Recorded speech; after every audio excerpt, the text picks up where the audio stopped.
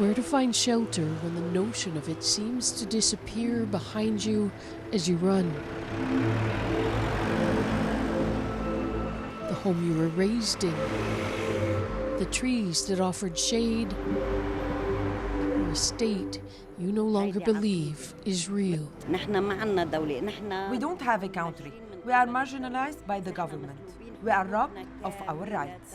We were so afraid. We need a lot of time to rebuild Lebanon now. Lebanon was already on shaky ground even before Hezbollah and Israel began exchanging fire in their latest conflict, some already calling it a failed state, rife with corruption, political paralysis, and a staggering economic collapse triggered in 2019. Many people left. There was a significant drain of talent and skill. Dr. Labib Abu Daher is a Canadian-Lebanese surgeon who runs a hospital in the city of Sidon, gateway to southern Lebanon and Hezbollah heartland beyond. The hospital is already receiving casualties from pounding airstrikes the Israeli military says are aimed at Hezbollah targets there. It's warned residents of more than 100 towns in the south to evacuate beyond the Awali River, which is north of Sidon. How do we just drop everything, leave the patients in the hospital and go north? This is like crazy. It's really crazy. He won't leave, but fears another generation of young Lebanese will, and for good. They don't see future. We were always looking that we're gonna get past this and the country will be okay. Now people don't.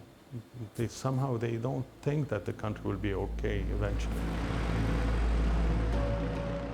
The sense of approaching chaos is fueled by fear that the country's shell of an interim government is not only powerless to stop it, but incapable of fixing Lebanon when the war is over, hobbled as it is by sectarian divisions. The country's complex power-sharing arrangements see the top three government positions divided between Maronite Christians and Sunni and Shia Muslims. Historian Makram Rabba believes the system has allowed Iran, through its proxy Hezbollah, to hijack Lebanon. I believe that Hezbollah's real potent weapon was not only its weapons, but rather the fact that it was using the sectarian system. I'm someone who believes that we need to reassess this whole sectarian system, which allows for monsters such as Hezbollah or other factions to emerge. Hezbollah has long been the strongest armed force in Lebanon, along with a powerful political and social movement.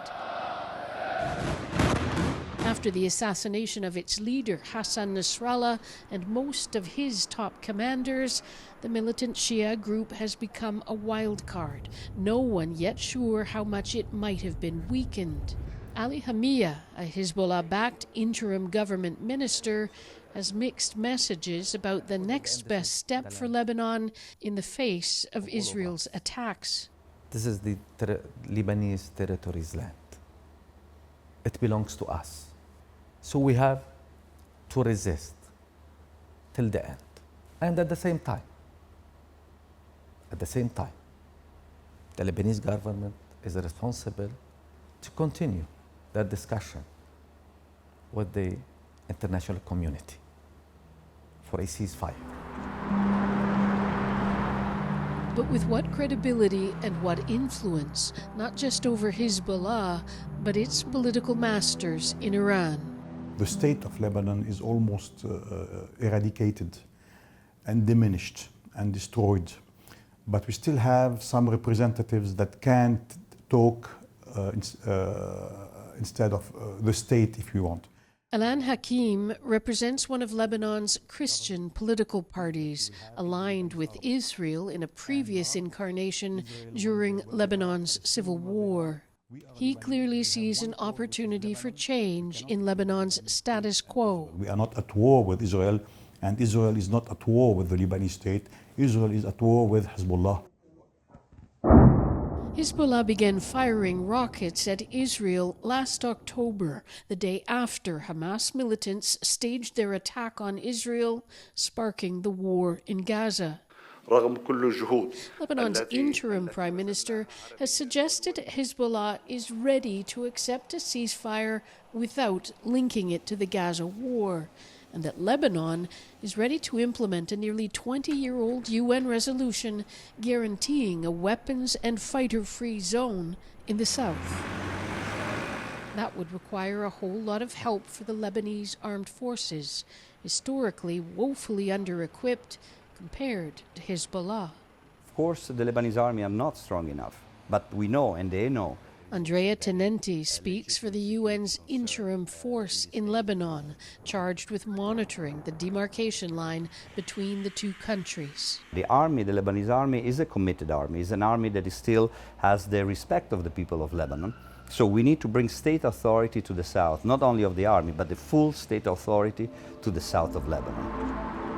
That, of course, would require a robust state, one able to earn back the trust of its people once the fog of war finally lifts.